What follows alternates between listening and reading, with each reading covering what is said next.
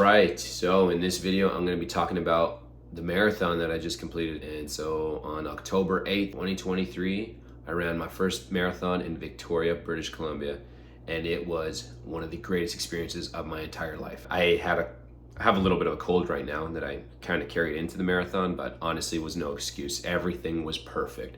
The weather was great. The days leading up to it were amazing. Got to spend time with friends and family, got to eat good food, explore a new city, and I just felt really good. Physically, I felt amazing. Sure, a little bit of a cold, but nothing really taking me out of it. I could still breathe through my nose as I was running, so it was all good. So much to unpack, but just like the whole atmosphere of Victoria, if you have never done a marathon, I highly recommend doing one in Victoria because the route is beautiful. You get to see the entire West Coast.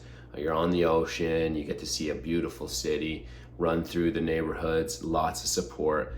And that's honestly probably one of my favorite parts about the entire thing, was that there was so much support from like the city and people and friends holding signs for their friends, and just the whole tracking aspect of seeing where you're gonna be and then seeing people that are supporting you. So seeing some family friends and some friends from work coming to show up and catch me at the finish line. Like, these were all amazing things that just made that moment so incredible. Like, I've never experienced this feeling before. And in terms of training and everything like that, I just did like a shakeout run kind of on Saturday, just on the path of the marathon. And then I had a nice little dip in the ocean, which was perfect way to recover and get ready for the next day and psych myself up. So marathon day comes, I meet up with my boys, we wear our matching Canada singlets. It was amazing.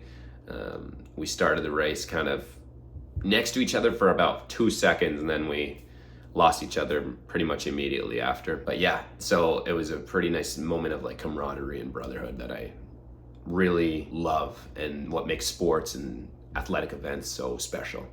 So in terms of how I felt during the race, I felt great. Like, I felt great at the beginning. First half marathon, didn't really feel anything, didn't think about anything until kilometer 21, really, where I was like, oh shoot, I think I have a blister on the ball of my right foot, and I think it's going the entire way across my right foot.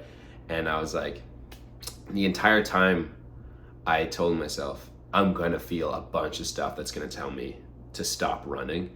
And I said, no, for the next 4 hours or whatever, I am not going to stop running under any circumstances. But as you'll know later, I did end up stopping a couple times.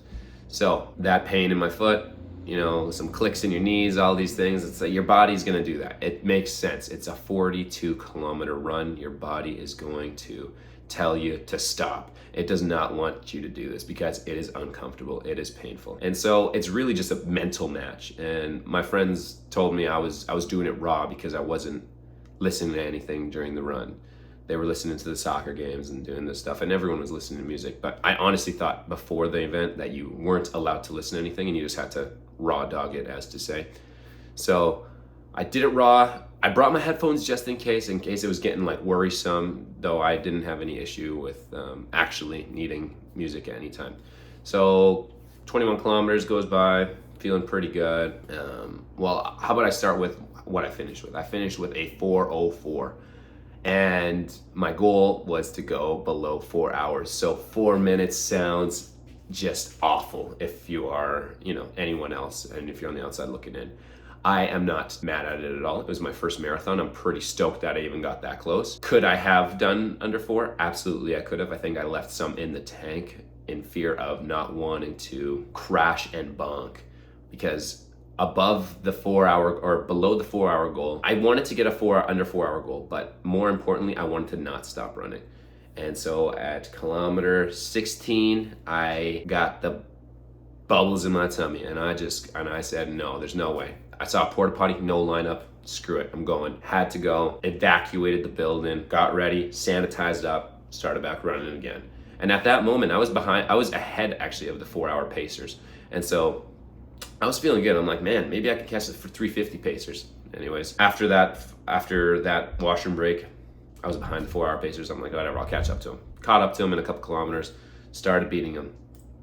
And it wasn't until kilometer 32 where I started hearing cheering behind me, and I'm like, oh yeah, there's some great crowds out here. and they're just pumping me up, and I'm just like, I'm feeling good because I was feeling slow at 32 kilometers. And then I realized that they weren't cheering for me, they were cheering for the 4-hour pacing squad group. And I started getting scared. I was like, oh no, like these guys are cooking and they're catching up to me. I'm obviously slowing down. If I don't keep my pace, I'm not gonna do the 4 hours. And so they're coming up, they're creeping up on me, and I'm feeling it. These 32 kilometers is the farthest I've ever ran. And as they're kind of approaching me, I'm like, okay, I can keep this pace for a while, until my tummy started bubbling again.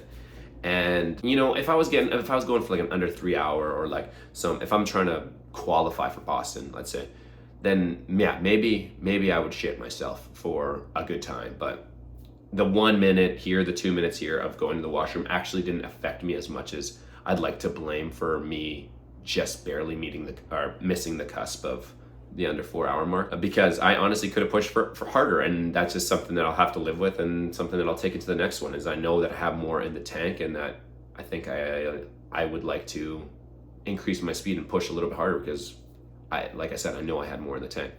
So anyways, I used the washroom again, and I told myself I'm okay if I don't get over 4. And it kind of sounds like I was giving up, but I think I wanted to run and end up in one piece more than I wanted to hit that 4 hour mark, which is just the reason that I did it. It's just like I started losing sight of that goal being the most important thing. And so I prioritized, you know, not feeling like a bag of shit for the next week. And lo and behold, I still do, but it doesn't matter. That last 10 kilometers was a mind game, and it was just all trying to navigate nutrition, begging for aid stations, and kind of just doing that 10 kilometers. You're just telling yourself like, oh, hey, I only got an hour left to run. That's not bad. Running an hour, and then, you know, from 34 to like 38, it felt like, I don't even know. I can't even explain what it felt like, but I remember just some hills going up, and I'm like, I don't even know how I'm keeping like a pace under 6 minutes right now. Like, and nothing, not that it's impressive or anything like that, but like I just thought, you know, I was just on cruise control, wasn't thinking about anything.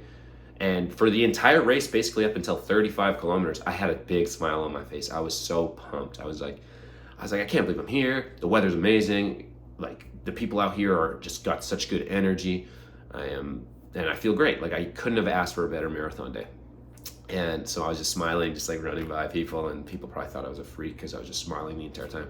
But once 35 kilometers hit, I was wincing. I was like, I couldn't even hide it. Like it was just coming out, and my form took kind of a fall off of that. And anyways, you know, the last few kilometers, my watch was kind of off, so I felt like I was actually further than I was, but I actually wasn't. So that was kind of like depressing. Like, I would think there was maybe like 600 or 700 meters difference between them, but nothing like the feeling of when you're going down the kilometers, 38, 39, 40, 41, and then it starts counting down, and it goes 900 meters, 800 meters, and you're getting into the city, and you are just like, oh my God, every 100 meters seems like it's so close, because every 100 meters before that seemed so far. And now that there's signs everywhere, you're just so hyped up. And so you just start running, you start sprinting a little bit more. And I'm approaching, I'm doing the S curve, and then I see the 200 meters. I see the 200 meters, and I'm like, oh my God, I can't believe I'm doing this. I can see the finish line. I am running, I'm about 100 meters away. Some friends from work scream my name, and I didn't even know they were gonna be there. And I was just so pumped, and I high-fived them, I said, and I just kept running. And I kept running, and I ran, and I felt really good. I felt really strong at this point, just because the vibe was insane. And I crossed the finish line at 4 hours and 4 minutes, and I just, out of nowhere, just started crying. I just, like, tears just flushed my eyes, and I was like, holy shit. I just did that. Like, the entire race, I didn't even think about finishing it. I just thought I just wanted to do well, and I wanted to keep running, and that's it. I didn't even think about finishing, or the feeling that I'd get at this point. And just the flood of emotions was just so amazing. Like, I don't know if I've ever felt that feeling of like pure joy, that like uncontrollable, like where it's just like, okay, I no longer have any control of any of my emotions or the way I feel. And it was amazing. Like I said, there's not enough words to describe it, and I only know so little because my vocabulary could probably use some work. But yeah, I was so pumped about that, and I had it was just one of the greatest experiences of my life. And about 5 minutes after, I said, I'm not doing this anymore. I'm never doing another marathon. And then as soon as my friends kind of came after, in like 20 minutes and 25 minutes after me, we all just started talking about when our next race was, because it's so addicting. That feeling of finishing is so addicting, and the training and everything, the hard work that we put in for the last year for this triathlon that ended up becoming a duathlon, for the marathon, everything, it all came to this moment, and it was perfect. And I'm so blessed and grateful to have experienced that moment. And I'm so thankful for all my family, my friends, my partner, and just to be there with me, even though didn't get to be there, all of them. They got to track me online, and they were keeping up, and they were messaging me after the race because they knew I was finished, and it was amazing. And I highly recommend. I think you absolutely have to do this, no matter what level you're at. If you don't run, if you do run, then you have to give a marathon the go. You have to do it. It doesn't matter if you walk like half of it. Like if you take 6 hours to do it, you have to just do it, just for your mental, and just for the feeling you'll get at the end of it, for the completion of it. Some other insights that I took for the marathon, because obviously it was an amazing experience, but was that I significantly need to work on my running technique and my form. And I only know that because at the finish line, as I saw my friends and I high-fived them, they took a video of me running off, and I looked like a clown. And I was so disgusted in how I looked. I said, I can't believe I run like that, and nobody's been saying anything to me for the entire year of me training and running a ton.